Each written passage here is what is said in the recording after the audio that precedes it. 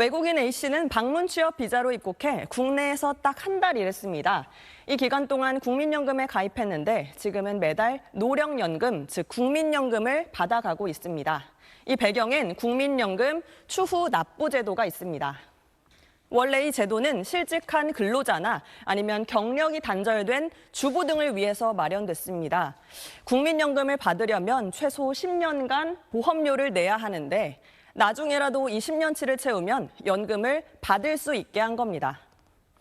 이게 유학이나 연수 목적 등을 제외한 국내 취업 외국인에게도 적용되다 보니 한 달 일하고 그만둔 뒤에 119개월치를 한 번에 추납하면 연금 수령이 가능해지는 겁니다.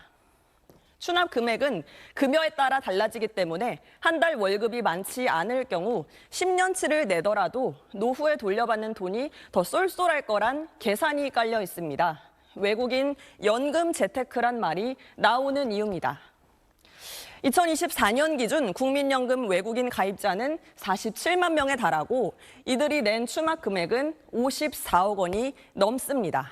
과거 통계를 보면 추납을 신청한 외국인은 중국인이 67.6%로 가장 많았고 미국인 13.7%, 캐나다인 8.4%였습니다. 물론 내국인 중에서도 추납 제도를 이용해 경제적 이득을 얻는 사례가 있습니다. 보험료를 내고도 연금을 못 받는 외국인 노동자들도 많이 있습니다. 다만 제도 취지와 다르게 악용되는 사례가 있는 만큼 보건복지부는 추납 제도와 관련한 제도 개선 방안을 검토하고 있다고 밝혔습니다. SBS 조윤아입니다. 국내에서 단 한 달만 국민연금에 가입해 일한 뒤 과거 기간에 대한 보험료를 한꺼번에 내고 평생 매월 노령연금을 받는 외국인들이 잇따르고 있습니다. 국민의 노후소득 보장과 경력단절 전업주부 등 사각지대 해소를 위해 도입된 추후 납부 제도가 외국인의 연금 수급 수단으로 활용되고 있다는 비판이 나오고 있습니다. 추후 납부는 실직이나 사업 중단 등으로 보험료를 내지 못했던 납부 예외 기간이나 결혼 및 출산 등으로 가입 이력이 끊긴 기간에 대해 사후에 보험료를 낼 수 있도록 한 제도입니다. 문제는 외국인 가입자 역시 추납 신청 대상 기간이 있고 과거 대상 기간에 외국인 등록이 돼 있었다면 10년 미만의 범위에서 제한 없이 추납을 신청할 수 있다는 점입니다. 최근 특히 한국계 중국인을 중심으로 추납 신청이 꾸준히 늘면서 노령연금 수급자도 함께 증가하고 있습니다. 실제 국민연금공단 지사 현장에서는 단기 가입 후 거액의 추납 보험료를 납부해 연금 수급 요건인 10년을 채우는 사례가 다수 확인됐습니다. 중국인 A씨는 방문 취업 비자로 입국해 사업장에서 단 1개월만 가입한 뒤 60세에 도달했습니다. 당초 납부한 돈을 돌려받는 단환 일시금 대상이었으나 연금 수령이 유리하다는 점을 확인하고 119개월치 추납 보험료를 한 번에 내고 현재 매달 연금을 받고 있습니다.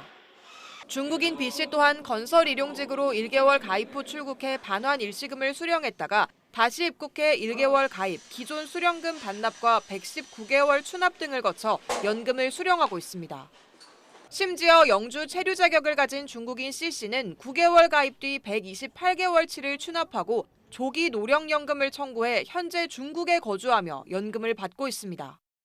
이처럼 반납과 추납 제도를 활용해 연금 수령 자격 기간을 충족하는 외국인이 늘면서 과도한 혜택에 따른 기금 유출과 사후 관리 한계 등 우려의 목소리가 커지고 있습니다. 해외 거주 수급자의 경우 사망 여부를 적시에 파악하지 못해 노령연금이 부정 지급되는 등 구멍이 생길 수 있다는 지적도 나옵니다. SBS 정다은입니다. 노인 나이 기준을 올리면 기초연금 재정 지출이 최대 603조 원까지 줄어든다는 연구 결과가 나왔습니다. 노인으로 분류되는 나이를 언제부터 상향 조정하는지 또 기준치를 얼마나 높이는지에 따라 재정 지출 규모가 수백조 원 달라지는 걸로 나타났습니다. 기초연금 개편을 위해 내부 협의에 들어간 정부는 당장 노인 나이 기준을 고려하지는 않겠다는 입장입니다. 홍익대 산학협력단이 정부 의뢰로 진행해 최근 기획예산처에 제출한 실버시대화 재정보고서에 따르면 노인 나이 기준을 70세, 75세로 상향할 경우 수백조 원의 재정 지출 절감 효과가 있다는 분석 결과가 나왔습니다. 노인복지법상 노인 나이 기준은 1981년 이후로 줄곧 65세였습니다.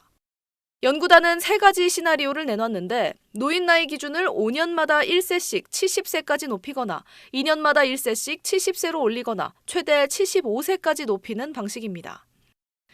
현 상태를 유지했을 때 2025년부터 2065년까지 기초연금 재정지출 규모는 2,075조 4천억 원에 이릅니다. 첫 번째 시나리오상 2038년부터 2058년까지 노인 기준을 순차적으로 70세로 올리면 40년간 기초연금 재정 소요액은 현행보다 203조 8천억 원 지출 절감을 할 수 있는 걸로 분석됐습니다. 기준 나이 상향 속도를 더 높인 두 번째 시나리오로는 현행 유지보다 372조 5천억 원이 줄어듭니다. 앞서 시민단체와 전문가들은 이 두 번째 시나리오를 기준 나이 상향 방식으로 제안하기도 했습니다. 재정 지출 감소폭이 가장 큰 건 노인 연령 기준을 75세까지 끌어올린 세 번째 시나리오인데 기초연금 재정 절감액은 무려 603조 4천억 원에 육박합니다. 앞서 정부는 기초연금 개편 논의를 공식화했습니다. 박홍근 기획처 장관은 연내 개편안을 마련하도록 하겠다는 입장입니다. 기초연금 개편안은 내년도 예산안부터 반영될 가능성이 높은데 당장 이번엔 연령 상한보다는 저소득층 추가 지급에 무게가 실릴 걸로 보입니다. 특히 노인 연령 상한은 사회적 대화를 통한 사회적 합의가 필요할 걸로 기획처는 보고 있습니다. SBS 김민정입니다.